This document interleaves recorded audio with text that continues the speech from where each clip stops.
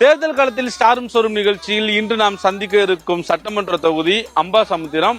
எனக்கு பின்னால் தெரியக்கூடிய இந்த மேற்கு தொடர்ச்சி மலையும் தாமிரபரணி தரையில் விழுந்து மற்ற பகுதிகளுக்கு செல்லக்கூடிய முக்கிய பிரதான இடமாக இருப்பதுதான் இந்த அம்பாசமுத்திரம் சட்டமன்ற தொகுதி. இந்த தொகுதி மக்கள் என்ன நினைக்கிறார்கள், சட்டமன்ற உறுப்பினர் இசகி சுப்பையா என்ன செய்திருக்கிறார், என்ன செய்ய தவற விட்டிருக்கிறார் என்பதை தான் மக்களையும் அவரையும் சந்தித்து அடுத்த அரை மணி நேரம் பேச இருக்கிறோம். வாங்க தொகுதிக்குள்ள போலாம்.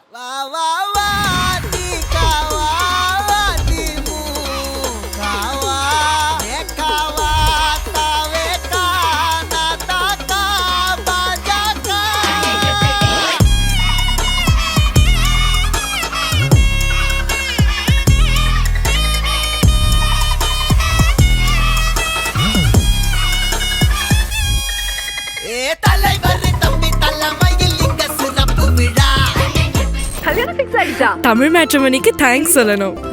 26 வருஷத்துக்கு முன்னாடி இதே தமிழ் மேட்ரிமோனி மூலமா தான் இவ அம்மாக்கும் கல்யாணம் பண்ணேன். கல்யாணம்னாலே தமிழ் மேட்ரிமோனி தான். வணக்கம். வணக்கம். உங்களை பார்க்கும்போது ஒரு முக்கியமான கேள்வி கேட்கணும்னு தோணுது. கேளுங்க. உங்களை அமைச்சராக்கி அழகு பார்த்தது ஜெயலலிதா. அதே ஜெயலலிதா உங்களை யார் அமைச்சராக்கி அழகு பார்த்தாங்களோ அவங்க தான் உங்க பதவிய பறிச்சுக்கிட்டாங்க. என்ன நடந்தது? அதாவது கொடுத்தவங்க அவங்களுக்கு அதை பறிக்கல, அதை அவங்க திருப்பி வாங்கிக்கிறதுக்கு அவங்களுக்கு ரைட்ஸ் இருக்கு, அதனால பண்ணாங்க. அவங்க பெரிய மாபெரும் தலைவி. அவங்க என்ன நினைச்சிருப்பாங்க, இந்த தம்பிக்கு இன்னும் கொஞ்சம் நல்லா கொடுக்கலாம் கூட நினைச்சிருக்கலாம். அதுக்கான காலங்கள் வரும்போது காலங்கள் மாறிடுச்சு, அதனால தவறு இல்லை. கொடுத்த எங்க அம்மா தானே எடுத்துக்காங்க, அதனால நான் எந்த வருத்தமும் படல, அதில் எந்த தவறும் இல்லைன்னு நான் நினைக்கிறேன். அமமுக அவ்வளவு பிடிக்குமாண்ணா? நான் 1984 மாணவர் பேரவை தேர்தலில் புரட்சி தலைவரால் ஈர்க்கப்பட்டு மாணவர் பருவத்திலேயே நான் அந்த தேர்தலில் நின்று வெற்றி பெற்றேன். அப்போது சட்டமன்ற உறுப்பினராக இருந்தது சைதை துரைசாமி அண்ணாவாங்க. நான் நந்தனம் கலைக்கல்லூரியில் மாணவர் பேரவையில் வெற்றி பெற்றேன். அந்த அளவுக்கு ஈடுபாடு உள்ளவங்க. நீங்கள் அடுத்தபடியாக கேட்ட கேள்வி அமமுக பிடிக்குமான்னு கேட்குறீங்க. அமமுக இல்லை, அமமுகங்கிற கட்சி வந்தோடனே நாங்கள்லாம் ஃபெடப் ஆகிட்டோம். அதிமுகவை அவர் கரெக்டாக கொண்டு வந்துடுவார் அப்படிங்கிற பட்சத்தில் தான் அவர்கிட்ட போனமே தவிர அமமுக போல அது சரியாக வரலன்னு ஒரு டைம் ஃப்ரேம் கொடுத்தோம். அமமுக ஆரம்பித்த பிறகு கூட ஒரு டைம் கொடுத்தோம், அது சரியாக வரலைங்கிறதுனால நாங்கள் இங்கே வந்துட்டோம், எங்கள் தாய் கழகத்துக்கு வந்துட்டோம். அதுதான் உண்மை. ஓபிஎஸ் என்ன சொல்லி நான் கூப்பிடுவீங்க? இப்போ கூப்பிட்டா துரோகின்னு தான் கூப்பிடணும். இப்போ கூப்பிட்டா துரோகின்னு கூப்பிடணும். அப்போ முதலமைச்சர்னு கூப்பிட்டோம், இடைக்கால அமைச்சர். இப்போ துரோகின்னு தான். நான் இல்லை, இது உலகமே அறிஞ்ச விஷயம். அவரை துரோகின்னு தான். ஏன் துரோகின்னு கூப்பிட்றேன்? இதை மாதிரி கடினமான வார்த்தையை எனக்கு எங்கள் அம்மா சொல்லி தரல, ஆனாலும் பயன்படுத்தக்கூடிய அளவுக்கு எங்கள் மனதை பார்த்துட்டு வச்சிருக்காரு. என்ன காரணம்னு கேட்டிங்கன்னா, இந்த இயக்கம் எதற்காக ஆரம்பிக்கப்பட்டது அப்படின்னு கேட்டிங்கன்னா, திமுகவுடைய செயல்பாடுகள் சரியில்லைன்னு புரட்சி தலைவரால் இயக்கப்பட்ட இந்த இயக்கம், உருவாக்கப்பட்ட இந்த இயக்கம், அம்மாவால் இது வளர்க்கப்பட்ட இயக்கம். இந்த இயக்கத்துக்கு துரோகம் பண்ணிட்டு இந்த இயக்கத்தில் முதலமைச்சராக இருந்துட்டு நீங்கள் மறுபடியும் அதை எதிர்முகாமுக்கு போகிறது எந்த விதத்துலையும் நியாயம் இல்லை. அதில் எந்த விதத்துலையும் நியாயம் இல்லை. அப்படிப்பட்டவங்கள தமிழில் சொல்ல வார்த்தை துரோகி. அதாவது கஷ்டத்தோட சொல்கிறேன். ஓ பன்னீர்செல்வம் மனோஜ் பாண்டியன் மூலமா இன்னும் இந்த திருநெல்வேலிய திமுகவுடைய கோட்டையாவே மாத்தணுங்கிறது தான் முக ஸ்டாலினுடைய ஒரு எய்மாவும் கனவாவே இருக்கு. ஸோ இந்த தேர்தல் உங்களுக்கு என்ன மாதிரியான ஒரு டஃபா இருக்கும்னு நினைக்கிறீங்க? இந்த இயக்கம் தொண்டர்களால் உருவாக்கப்பட்ட இயக்கம். புரட்சி தலைவருடைய அவருடைய இதனால ஈர்க்கப்பட்டு உருவாக்கப்பட்ட இயக்கம்.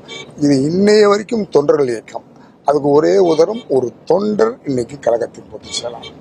அதனால இந்த இயக்கத்தை நான் உடைச்சிருவேன், நீ சிசிபி உடைச்சிருவாரு, நீங்க சொன்ன ஓபிஎஸ் அதை உடைச்சிருவாரு, அதெல்லாம் சும்மா, அதெல்லாம் முடியாது. காரணம் என்னன்னு கேட்டீங்கன்னா, இது தொண்டர்கள் இயக்கம். தொண்டர் ஒருத்தர் இன்னைக்கு பொதுச் செயலாளர் இருக்காங்க. அதனால் இந்த இயக்கத்தை ஓபிஎஸ் அண்ணன் நினைச்சாலும் முடியாது, என்னுடைய அன்பு நண்பர் மனோஜ் பாண்டியன் நினைச்சாலும் முடியாது. ஆனா திருநெல்வேலியை பொறுத்தவரை இந்த மாவட்டம் திமுகவுடைய கோட்டையாக தானே பார்க்கப்படுதா சொல்றாங்க. திமுகவின் கோட்டைன்னு நீங்க நினைச்சுக்கிட்டு இருக்கீங்க, அப்படி கிடையாது. காரணம் கேட்டீங்கன்னா, இந்த நடந்து முடிந்த சட்டமன்ற தேர்தலில் கூட பார்த்தீங்கன்னா திருநெல்வேலியில் ஒன்றும் பெரிய குறவும் இல்லை. அங்கே நயினார் அண்ணன் ஜெயிச்சாரு. இங்கே இறைவன் அருளால் எங்களுடைய மக்கள் அம்பை தொகுதி மக்களுடைய இதோட நானும் ஜெயிச்சிருக்கிறேன். ஸோ ஒரு 3 தொகுதி பாளையங்கோட்டை, அது சில காரணங்கள், அப்படி சில விஷயங்களால தான் 3 தொகுதி நம்ம திருநெல்வேலி மாவட்டத்தில் இழந்தமே தவிர, இந்த வாட்டி பாருங்களேன், கண்டிப்பாக நம்ம அதிமுக தான் மாபெரும் வெற்றி பெறும். அதில் மாற்று கருத்து இல்லை. இந்த லாஸ்ட் 5 வருஷத்துல இதெல்லாம் செய்யணும்னு நினைச்சா பட் என்னால முடியல, அது மாதிரி எதுவும் திட்டங்கள் விஷயங்கள்லாம் இருக்கா? கண்டிப்பா. அது இதுதான் எனக்கு ரொம்ப பிடித்த கேள்வி. ஏன்னா டேரக்டா எந்த கொஸ்டின் பிடிக்கலையா? முடிக்கலன்னு சொல்ல முடியாது. அந்த கேள்வியோடு இது மிக பிரமாதமான கேள்வி. என்னன்னு கேட்டீங்கன்னா, நான் ஒரு சின்ன விளக்கத்தை கொடுத்துட்றேன். நான் ரொம்ப சிம்பிள். இங்கே கீழே இருந்து உழைச்சி முன்னுக்கு வரணும் அப்படின்னு வந்தவன். நீங்கள் எங்கே வேணாலும் என்ன வேணாலும் கேட்டு பாருங்கள், என்னுடைய பயோடேட்டா எடுத்து பாருங்கள். நான் கீழே இருந்து உழைத்து முன்னுக்கு வந்திருக்கிறேன். வந்துட்டு எதுக்கு வரும்போது எனக்கு ஒரு ஆசை.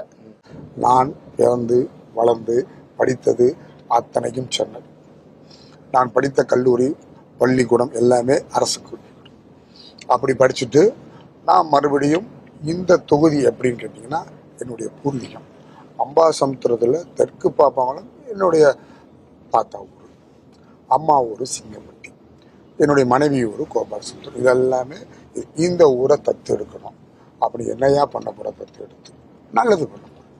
ஒரு விதமான ஊழல் இல்லாமல் இதுக்கு நல்லது கொடுக்கணும் அப்படிங்கிற ஒரு எண்ணத்தில் தான் நான் இந்த தொகுதிக்கு வந்தேன். 2011 2021 வரைக்கும் அம்மாவுடைய ஆட்சி காலத்தில் மிக சிறப்பாக கிட்டத்தட்ட இந்த தொகுதி ஆரம்பித்ததிலிருந்து அம்பாசமுத்திரம் தொகுதியின் வரலாற்றில் 1500 கோடிக்கு திட்ட பணிகள் செய்தது அம்மாவுடைய ஆட்சி காலத்தில். நான் சட்டமன்ற உறுப்பினராக இருக்கக்கூடிய வாய்ப்பும் எனக்கு கிடைச்சிச்சு. அப்படி தான் நம்ம இருந்தோம். இப்போ நான் சட்டமன்ற எதிர்கட்சியில் நான் உட்காந்துருக்கிறேன். என்னால் நிறைய பண்ணணும்னு ஆசை. நீ அப்போ பண்ணதோட, எப்போ 11 21 பண்ணதோட அதிகமாக பண்ணணும் ஆசை. ஏன்னா ஒரு சட்டமன்ற உறுப்பினராக சர்வீஸ் பண்ணுங்கிற ஒரு எண்ணத்தோட வந்த எனக்கு எப்படி இருக்கும் அப்படின்னா, இன்னும் என்ன பெட்டர்மெண்ட் செய்யலாம். என்னுடைய ஒரே ஆசை தான். இது பேராசையாக கூட இருக்கலாம். எனக்கு முன்னாடி இருந்தவங்க வருத்தப்படலைன்னா ஒரு வார்த்தையை சொல்வேன். இது வரைக்கும் இந்த தொகுதியில் இப்படி ஒரு சட்டமன்ற உறுப்பினர் இருந்தது இல்லைங்கிற ஒரு பேர் வாங்கினா போதும். எனக்கு காசு பணம் இன்னைக்கு என்னுடைய பாக்கெட்டில், நாளைக்கு உங்களுடைய பாக்கெட் மிக தெளிவாக தெரியும். ஸோ அதுக்கு நான் அடிபணிய மாட்டேன். அதே நேரத்தில் இந்த தொகுதிக்கு நல்லது செய்யணுங்கிறதுக்காண்டி பண்ண நினைக்கும் போது நான் எதிர்கட்சியில் உட்காந்துட்டேன். ஆனாலும் அந்த இப்போ இருக்கிற மாண்புமிகு முதல்வர் அவர்கள் ஒவ்வொரு சட்டமன்ற தொகுதியிலும் முதல்வர் திட்டத்தின் கீழ் ஒரு 10 கோரிக்கை உங்கள் தொகுதிக்கான முக்கியமான கோரிக்கையை கொடுங்கன்னு கேட்டாங்க. நாங்களும் நம்பி கொடுத்தோம். கொடுக்கும்போது அப்போ இருந்த ஆட்சித்தலைவர், மாவட்ட ஆட்சித்தலைவர் விஷ்ணு பிரசாத் சார், இந்த இதெல்லாம் கொஞ்சம் கஷ்டம், கொஞ்சம் மாற்றி கொடுங்க அப்படின்னு கேட்டால் நாங்கள் மாற்றி கொடுத்தோம். எப்போ கொடுத்தோம்? 2022 செப்டம்பர் 5ஆம் தேதி. நாங்கள் நம்பிட்டோம், ஏதோ பண்ண போகிறார்கள் அப்படின்னு.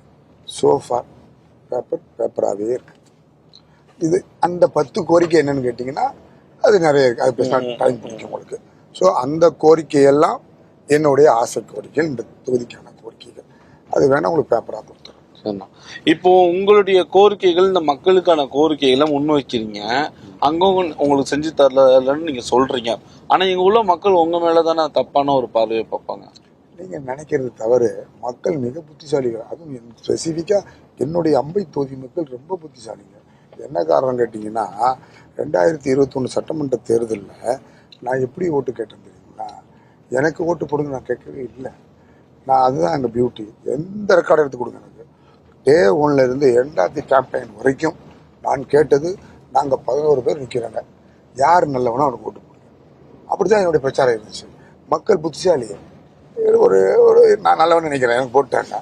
ஸோ அவங்களுக்கு தெரியும் இவரால் இப்போ இந்த எதிர்கட்சியாக இருக்கும்போது என்ன பண்ண முடியும், நாளைக்கு ஆளுங்கட்சியாக இருக்கும்போது என்ன பண்ண முடியும்னு இன்னைக்கு மக்கள் ரொம்ப தெளிவாக இருக்காங்க.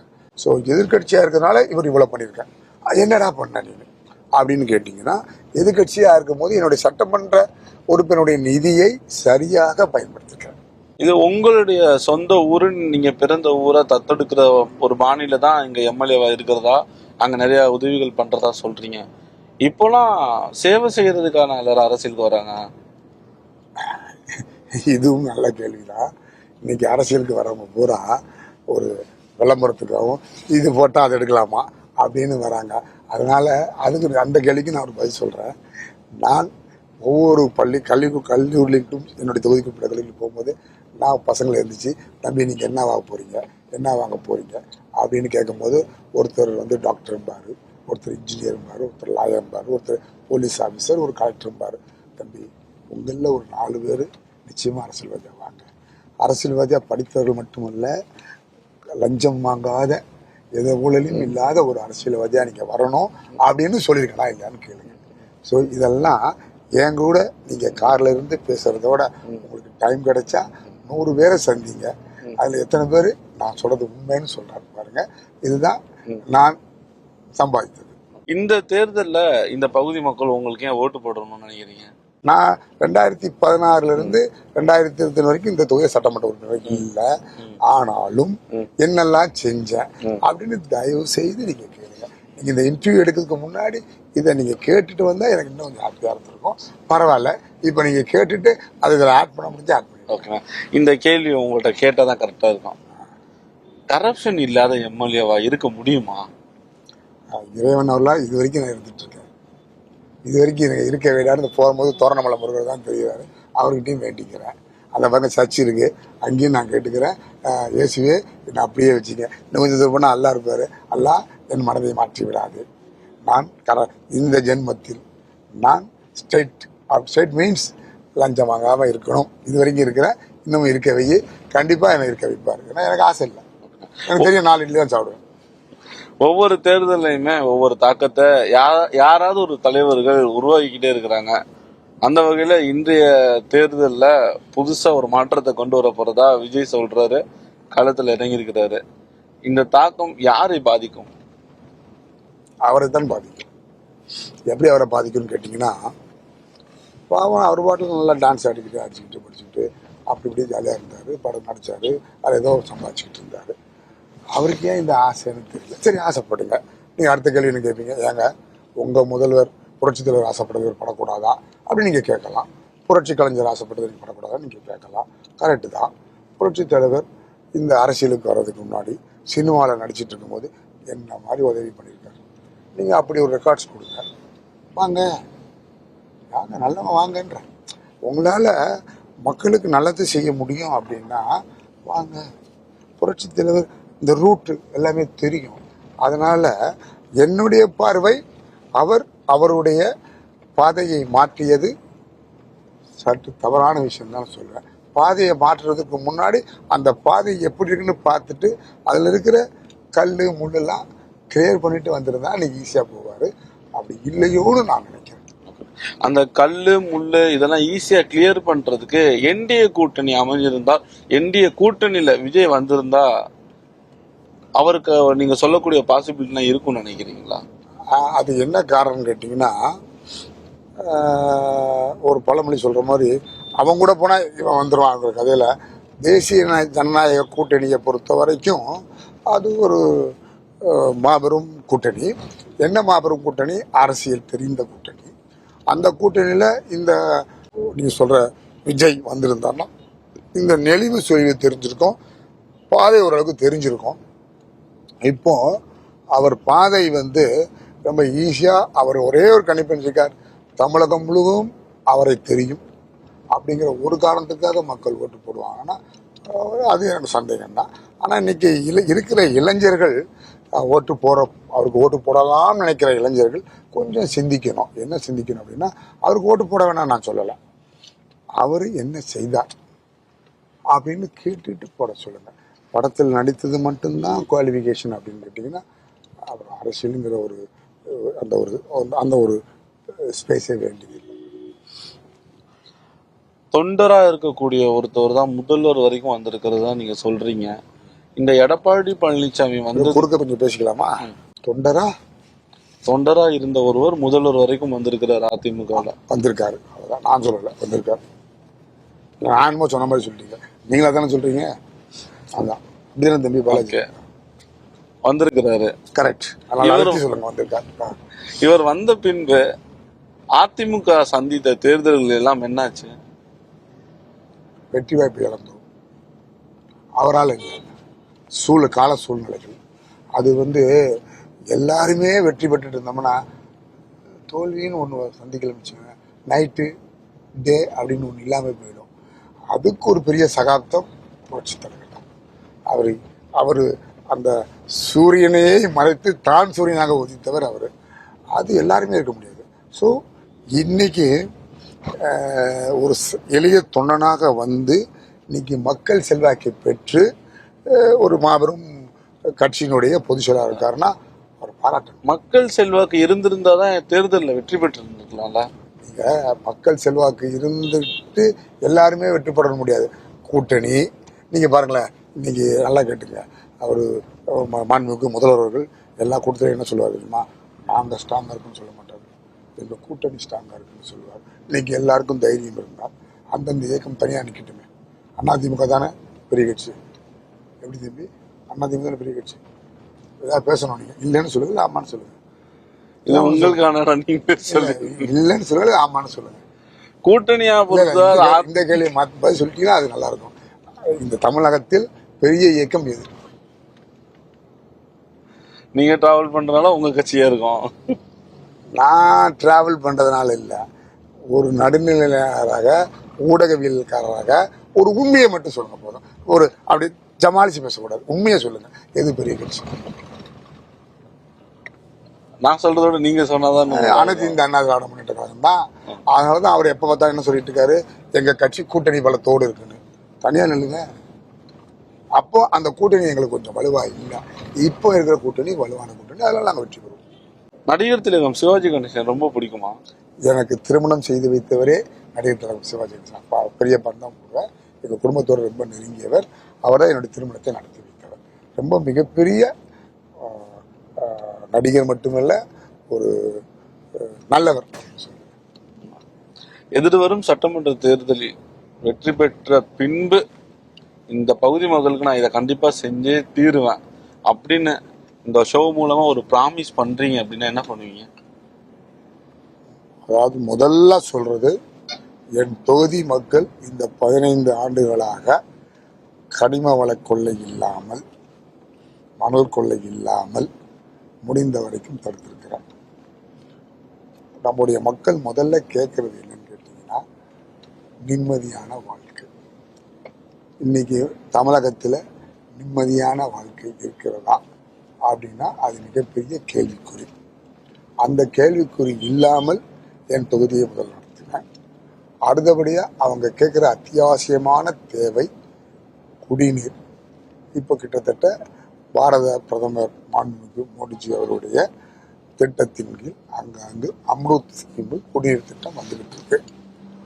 அந்த குடிநீர் திட்டத்தை எல்லாம் எக்ஸ்டெண்ட் பண்ணி விரிவாக்கம் பண்ணி எல்லா இடத்துக்கும் தண்ணீர் கிடைக்க வைப்பேன். அதுக்கான முயற்சிகளை பண்ணுவேன். ரெண்டாவது, என்னுடைய தொகுதி விவசாய பூமி. அந்த விவசாய பூமிக்கு தேவை என்னன்னா, என்னுடைய தொகுதியில் 3 அணைக்கட்டுகள் இருக்கு. 3 அணைக்கட்டுகள்ல நம்ம தண்ணீர் நிறைய வருது. அந்த அணைக்கட்டுல வர தண்ணீர்கள் சிதறாமல் அது இந்த கால்வாயில் எல்லாத்துக்கும் தடுப்பு சுவர் அடைத்து பேஸ் கான்கிரீட் போட்டு தண்ணீர் சரி பண்ணுறது என்னுடைய முக்கியமான திட்டம். அடுத்தபடியாக விவசாயிகள் செய்கிற நெல் அது வீணாகாத அளவுக்கு நெல் கொள்முதல் கிடங்கு கண்டிப்பாக முயற்சி பண்ணுறேன். ரொம்ப பிஸியான ஸ்கெடியூல்ல எங்களுக்காக நேரம் ஒதுக்கி நிறைய பதில்கள், நிறைய விஷயங்களை பகிர்ந்து கொண்டு மிக மிக்க நன்றி. உங்களுடைய தொகுதி மக்கள் ஒரு நல்லவரை தான் செலக்ட் பண்ணியிருக்கிறதா நீங்கள் சொல்கிறீங்க. உங்கள் தொகுதி மக்கள் என்ன மாதிரியான கோரிக்கைகளை முன்வைக்கிறாங்க, உங்களுக்கு சொல்லக்கூடிய, உங்களிடம் கேட்கக்கூடிய கேள்விகள் என்னென்னங்கிறத நான் உங்களை சந்திச்சு பேச போகிறேன். மக்கள் யாரை தேர்வு செய்ய போகின்றார்கள் என்பதை நம்ம பொறுத்திருந்து பார்க்கலாம். அதுதான் ரொம்ப நன்றி. நன்றி நன்றி.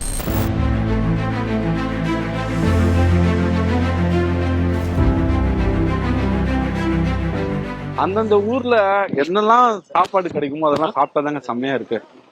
அம்பாசமுத்திரம் தொகுதியினுடைய சட்டமன்ற உறுப்பினர் இசைக்கு சுப்பையா சொன்னதெல்லாம் பார்த்தா இந்த பகுதி மக்களுக்கு நிறைய செஞ்சதா தான் அவர் சொல்றாரு. ஆனா இந்த தொகுதி மக்கள் அவரை பத்தி என்ன நினைக்கிறாங்கிறதான் நம்ம மக்கள்கிட்டயே போய் கேட்க போறோம், பேசலாம். இவர் இசைக்கு சுப்பையா செயல்பாடு எப்படின்னா இருக்கு? நல்ல முறையில் இருக்கு. ஆமா, 100% அவர் தான் வருவாரு. அதுல யாரும் மாற்றுக்கிறது கிடையாது. ஓகே, ஏன் அப்படி இவ்வளவு கான்பிடண்டா சொல்றீங்க? அவரோட செயல்பாடு இப்போ 2-3 வாட்டி நல்லா வந்து பண்ணிட்டு இருக்காப்புல. நல்ல முறையில் நல்லா செய்வாங்க, எல்லா சப்போர்ட்டும் பண்ணுவாங்க. ஓகே, இந்த தொகுதிக்கு வேற என்னெல்லாம் தேவைப்படுது? வசதிகள்லாம் என்ன வேணும்? ஆஸ்பத்திரி வேணும். இங்க ஆசை நாங்க விற்க போறோம், 50 தானே போறோம், அது வேணும். நல்லா ஒரு மக்களோட அணுகி பழகுது, எல்லா மக்கள் செயல்பாடு, ரோடு வசதி அனைத்தும் நல்லா பண்ணிருக்கு. மேலாட்சி என்ன சொல்லுதோ அதான் அவங்க செய்ய முடியும். ஆனா எம்எல்ஏ நல்ல எம்எல்ஏ தான், ஆனா மேலதிகாரம் நல்லா வரணும். திருநெல்வேலி மாவட்டம் பொறுத்து நல்லா இருக்க வைக்கி. ஆமா, இங்க பொறுத்த வரைக்கும் திருநெல்வேலி மாவட்டம், தென்காசி மாவட்டம் நல்லா பண்ணி வச்சுக்கிட்டு இருக்காங்க. அம்மா உணவகம் அது அங்க போனா நல்லா இருக்கும். எம்எல்ஏட செயல்பாடு எப்படின்னா இருக்கு? எம்எல்ஏ சிறப்பா இருக்கு. எல்லா வசதியும் வேற என்ன வசதியெல்லாம் தேவைப்படுது? எல்லா வசதியும் அவர் பூர்த்தி செய்யறாரு. இந்த எம்எல்ஏட செயல்பாடுலாம் எப்படின்னா இருக்கு? என்ன எம்எல்ஏ? இசைக்கு சுப்பையா. எஸ்கே சுப்பையா நல்லா தான் செய்தாரு. இந்த திருப்பு கொஞ்சம் அவருக்கு டல்லு தான்.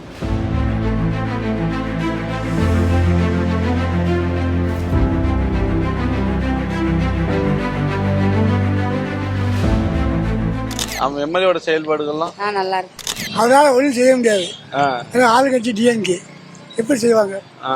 எல்லா வசதியும் இருக்கு. இனிமே என்ன வசதியை கேட்க, எலெக்ஷன் முடிஞ்சதுக்கு அப்புறம்ல பார்க்கணும் கேட்டாலும் இந்த பஸ் ஸ்டாண்ட் தான் எங்ககிட்ட இல்லை. பொதுமக்கள் ரொம்ப ஸ்கூல் பிள்ளைங்களாம் ரொம்ப கஷ்டப்பட்டு பஸ்ஸில் அடிச்சு பிடிச்சி ஏறுறாங்க. அது கொஞ்சம் ரொம்ப ப்ராப்ளம். இங்கே கல்றை பிடிச்சி பொறுத்தவரை ரொம்ப கஷ்டம். பஸ் ஸ்டாண்டுக்கு இல்லை, அதுக்கு ஏதாவது வழி பண்ண. இந்த எம்எல்ஏ செயல்பாடு எப்படின்னா இருக்கு? வேற அடிப்படை வசதிகள்லாம் இங்க எப்படி இருக்கு? எம்எல்ஏ எல்லாம் அடிக்கடி வருவாரா? அடிக்கல பாப்போம். ஆளுங்கட்சியா இருந்தா நல்லா செய்வார். செய்யறதுல குறைபாடு கிடையாது. ஆளுங்கட்சியா இருந்தா இதோட நல்லா செய்வார். வேற என்ன வேணும்னு நினைக்கிறீங்க இந்த ஊருக்கு? தொழிற்சாலை இருந்தா நல்லா. இந்த எம்எல்ஏ ஈஸியா சந்திக்க முடியுதா? பேச அழகா பார்க்கலாம், அழகா சந்திக்கலாம். நல்ல ஒரு மனுஷன். எந்த சமுதாயத்தார்களும் கேட்டாலும் கோயிலுக்கு செய்தாரு ஒண்ணு. மற்றபடி வழக்கமா எல்லா இடத்துக்கும் நடக்கிற வளர்ச்சி தான் இங்க நடந்துகிட்டு இருக்கு. பெரிய அளவுல ஒண்ணும் ஊர் வளரவும் இல்லை, அது சொல்லணும்ல. அப்படிதான் இந்த கல்லூரி ஊர் எனக்கு பார்க்கக்கூடியதான் இருக்கு. சிசிபியா அவர்கள் நல்ல எங்க ஊருக்கு நல்லா செய்யறாங்க. அவர் வந்தா ரொம்ப சந்தோஷம் தான். இல்ல இப்ப ஏற்ற மாதிரி எப்ப போல இருந்தா நல்லதா இருக்கும். ஓகே, எல்லா வசதியும் போதும், இந்த ஊருக்கு போதும். நல்லா செஞ்சிருக்காரு. கோயில் குளத்துக்கு நல்லா கும்பாச்சுக்கெல்லாம் நல்லா செய்வாரு. ஆமா, நல்லா எதுங்காடி வந்து முன்னாடி செஞ்சிருக்காரு. எம்எல்ஏ செயல்பாடு எப்படி? எம்எல்ஏன்னா எப்படி? எந்த எம்எல்ஏ இப்ப இருக்க எம்எல்ஏ? எஸ்ஐக்கு சுப்பியா பொறுத்தல ஒரு நல்ல மனுஷன் தான். இருந்தாலும் அவரை வந்து நான் எதுவும் குறைப்பசலாம் விரும்பல. கேட்டீங்களா? நல்ல மனுஷன் தான். விவசாயிகளுக்கு சப்போர்ட் பண்ணா சரிதான். கீழே சிங்கம்பட்டி, கல்றகுறிச்சி இந்த மாதிரி ஏரியாவிலலாம் லட்சக்கணக்கில் கிடையாது, கோடி கணக்கான மாடு பூரா அழிஞ்சாச்சு. இந்த நாட்டு மாட்டு பாலம் மிஞ்சினது உலகத்துல எந்த பாலும் இல்ல. இந்த தொழிலாளர்களுக்கு இந்த எம்எல்ஏ என்ன பண்ணி கொடுத்து? அவர் இதுவரையும் அதுக்கு சப்போர்ட் பண்ண முடியல அவரால். ஏன்னா மேற்கு தொடர்ச்சி மலையில வந்து எங்களுக்கு பாசு கிடைச்சதுன்னா நாங்க பாட்டுல எங்க காலத்தை கழிப்போம். இன்று காலை தொடங்கிய நம்மளுடைய கள ஆய்வானது தற்பொழுது முடிவு பெற்றிருக்கு. இப்போ நான் இருக்கிற இந்த பகுதி அம்பாசமுத்திரம் சட்டமன்ற தொகுதியில் தான். இந்த பகுதியில் இருக்கக்கூடிய பல்வேறு தரப்பு மக்களை சந்தித்து நாம் பல்வேறு தர விதமான கேள்விகளை எழுப்பினோம். இந்த சட்டமன்ற தொகுதியினுடைய உறுப்பினராக இருக்கக்கூடிய இசைக்கு சுப்பையா இந்த பகுதி மக்களின் கோரிக்கைகளை நிறைவேற்றியது ஒருபுறம் இருந்தாலும் ஒரு சில கோரிக்கைகளை நிறைவேற்றப்படவில்லை என்பதுதான் இந்த தொகுதி மக்களினுடைய கோரிக்கையாகவே இருந்து வருகிறது. எது இருந்தாலும் வரும் சட்டமன்ற தேர்தலில் இந்த பகுதி மக்கள் யாரை தேர்வு செய்து சட்டமன்றத்திற்கு அனுப்ப போகிறார்கள் என்பதை நாம் பொறுத்திருந்துதான் பார்க்க வேண்டும். நாளை மற்றும் ஒரு சட்டமன்ற தொகுதியில் இருந்து உங்களை சந்திக்கிறேன்.